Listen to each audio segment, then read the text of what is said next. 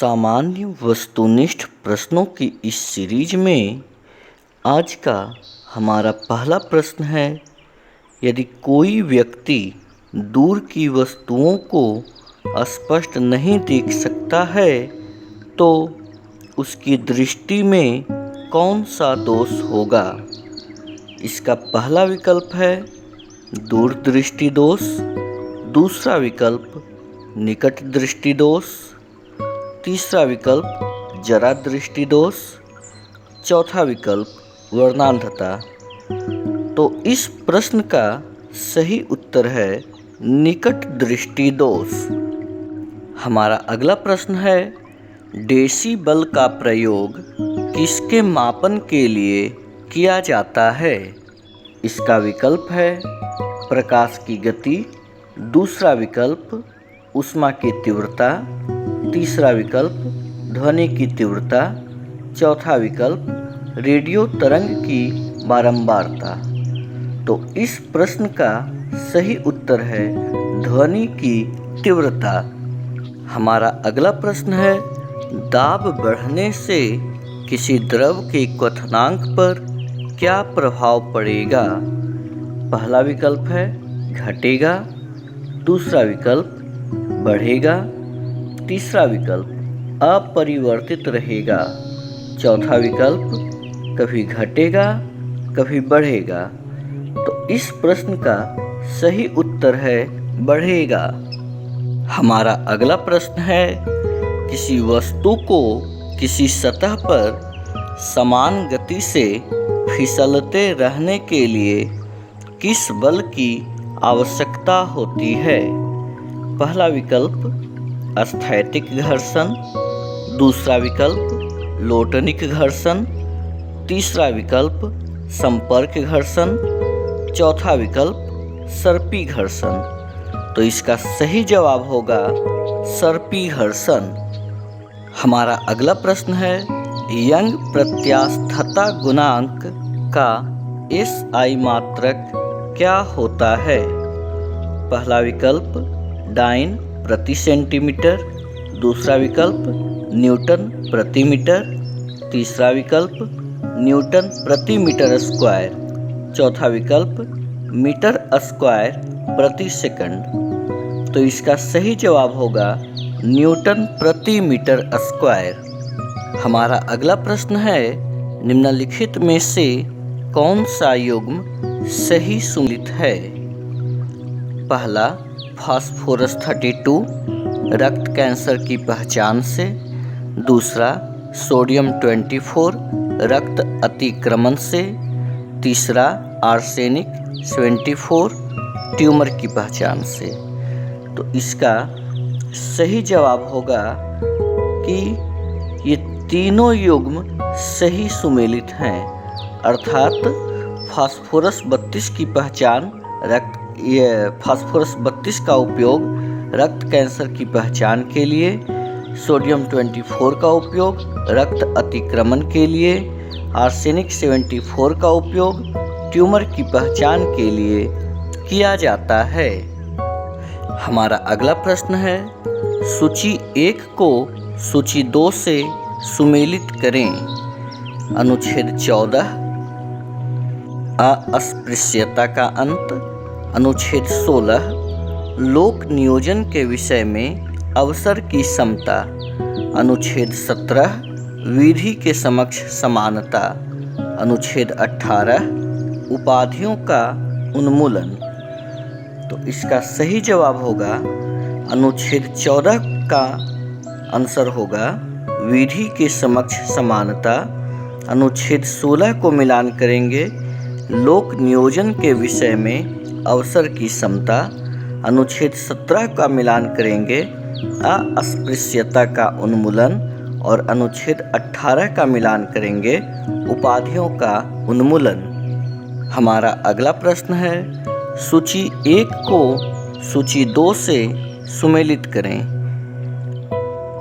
Britain का संविधान, उच्चतम न्यायालय का परामर्शी न्याय निर्णयन, अमेरिकी संविधान, न्यायपालिका की स्वतंत्रता, कनाडा का संविधान, संसदीय विशेषाधिकार और द्विसदनवाद। दक्षिण अफ्रीकी संविधान, राज्यसभा के सदस्यों का निर्वाचन। तो इसका सही जवाब होगा ब्रिटेन का संविधान। इसका मिलान करेंगे संसदीय विशेषाधिकार और द्विसदनवाद। अमेरिकी संविधान, इसका मिलान करेंगे न्यायपालिका की स्वतंत्रता। कनाडा का संविधान, इसका मिलान करेंगे उच्चतम न्यायालय का परामर्शी न्याय निर्णयन। दक्षिण अफ्रीकी संविधान, इसका मिलान करेंगे राज्यसभा के सदस्यों का निर्वाचन। हमारा अगला प्रश्न है, राज्यसभा का विशिष्ट क्षेत्राधिकार इनमें क्या है? पहला विकल्प है नए राज्यों के निर्माण में, दूसरा विकल्प युद्ध की घोषणा करने में, तीसरा विकल्प वित्तीय आपात में, चौथा विकल्प राज्य सूची के किसी विषय पर संसद को कानून बनाने के लिए प्राधिकृत करने में। तो इसका सही जवाब होगा चौथा विकल्प, राज्य सूची के किसी विषय पर संसद को कानून बनाने के लिए प्राधिकृत करने में। हमारा अगला प्रश्न है, प्राक्कलन समिति में कितने सदस्य होते हैं? इसका पहला विकल्प है 15, दूसरा विकल्प 22, तीसरा विकल्प 30, चौथा विकल्प 45। तो इसका सही जवाब होगा विकल्प नंबर तीसरा, अर्थात प्राक्कलन समिति में कुल 30 सदस्य होते हैं। हमारा अगला प्रश्न, राष्ट्रपति और उपराष्ट्रपति की अनुपस्थिति में राष्ट्रपति के कार्यों का निर्वहन कौन करता है? पहला विकल्प है नियंत्रक एवं महालेखा परीक्षक, दूसरा विकल्प महाधिवक्ता, तीसरा विकल्प भारत के मुख्य न्यायाधीश, चौथा विकल्प अटॉर्नी जनरल। तो इस प्रश्न का सही उत्तर होगा तीसरा विकल्प, भारत के मुख्य न्यायाधीश। हमारा अगला प्रश्न है, राज्यों को वित्तीय आवंटन किसकी संस्तुति पर किया जाता है? हमारा पहला विकल्प है वित्त आयोग, दूसरा विकल्प नीति आयोग, तीसरा विकल्प केंद्रीय वित्त मंत्री, चौथा विकल्प प्रधानमंत्री। तो इस प्रश्न का सही जवाब होगा वित्त आयोग। हमारा अगला प्रश्न है, केंद्र राज्य संबंधों पर विचार करने हेतु सरकारिया आयोग का गठन कब हुआ? पहला विकल्प 1967 ईस्वी, दूसरा विकल्प 1981 ईस्वी, तीसरा विकल्प 1983 ईस्वी, चौथा विकल्प 1982 ईस्वी। तो इसका सही आंसर होगा 1983 ईस्वी। अब हमारा अगला प्रश्न है, भारतीय संविधान के अनुच्छेद 352 के अनुसार राष्ट्रीय आपात की घोषणा निम्नलिखित में से किन परिस्थितियों में की जा सकती है?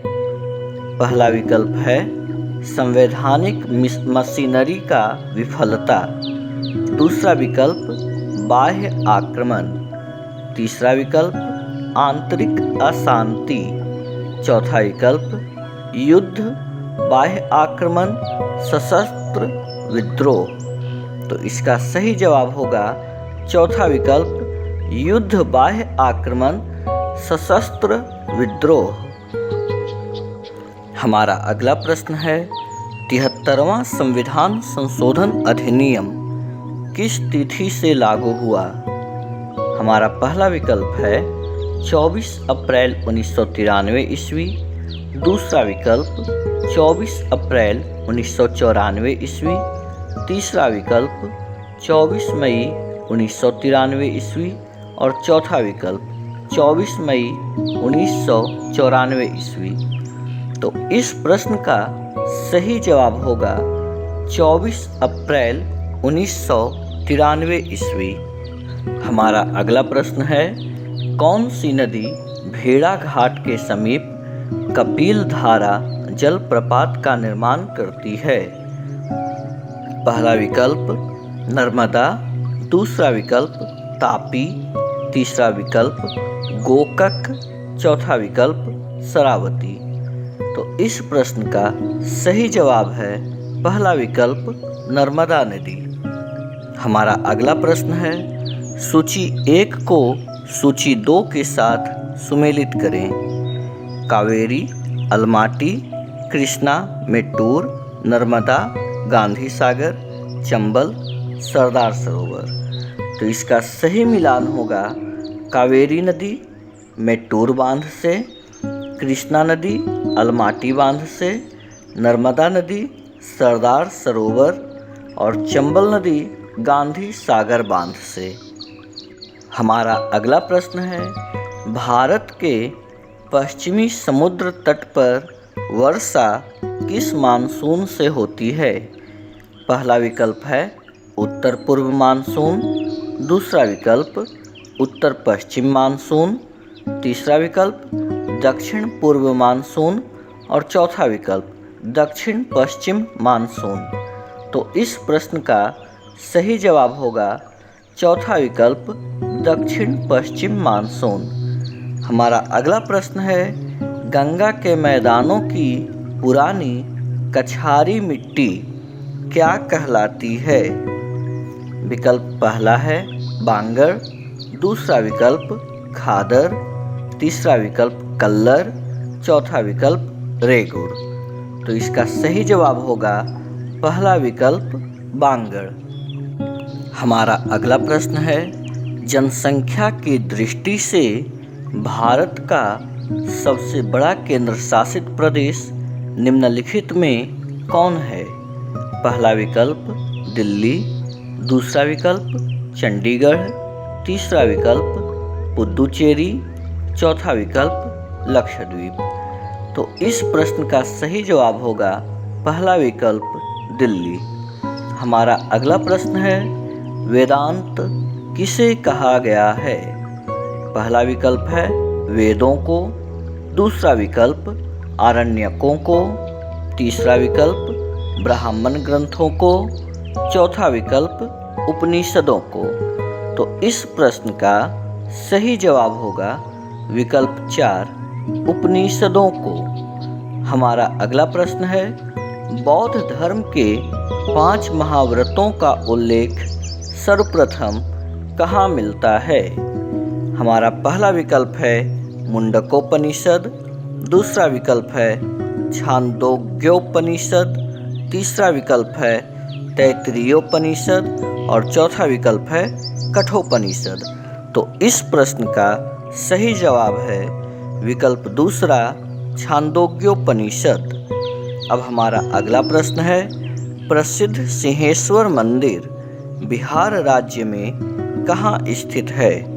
हमारा पहला विकल्प है मधेपुरा, दूसरा विकल्प है रोहतास, तीसरा विकल्प है सहरसा, चौथा विकल्प है गया। तो इस प्रश्न का सही जवाब है पहला विकल्प मधेपुरा। हमारा अगला प्रश्न है, भारतीय शिक्षा के 10+2 आकार की सिफारिश किसने की थी? हमारा पहला विकल्प है कोठारी आयोग, दूसरा विकल्प मुदालियार आयोग, तीसरा विकल्प राधा कृष्णन आयोग, चौथा विकल्प राममूर्ति आयोग। तो इस प्रश्न का सही जवाब है पहला विकल्प कोठारी आयोग। अब हमारा आज का आखिरी प्रश्न है, निम्नलिखित में से कौन क्रिप्स मिशन के साथ कांग्रेस के आधिकारिक वार्ताकार थे? पहला विकल्प है महात्मा गांधी एवं सरदार वल्लभ भाई पटेल, दूसरा विकल्प है आचार्य JV कृपलानी एवं C राजगोपालाचारी, तीसरा विकल्प है पंडित जवाहरलाल नेहरू एवं मौलाना अबुल कलाम आज़ाद, चौथा विकल्प है डॉक्टर राजेंद्र प्रसाद एवं उपयुक्त में से एक से अधिक। तो इस प्रश्न का सही जवाब होगा तीसरा विकल्प, पंडित जवाहरलाल नेहरू एवं मौलाना अबुल कलाम। मुझे उम्मीद है कि आपको यह वीडियो पसंद आई होगी। इस वीडियो को लाइक करें, इस पर अपने सुझाव दें, इसे शेयर करें तथा चैनल को अवश्य ही सब्सक्राइब करें। हम आपसे फिर मिलेंगे एक नई वीडियो के साथ और नई जानकारी के साथ। तब तक के लिए धन्यवाद।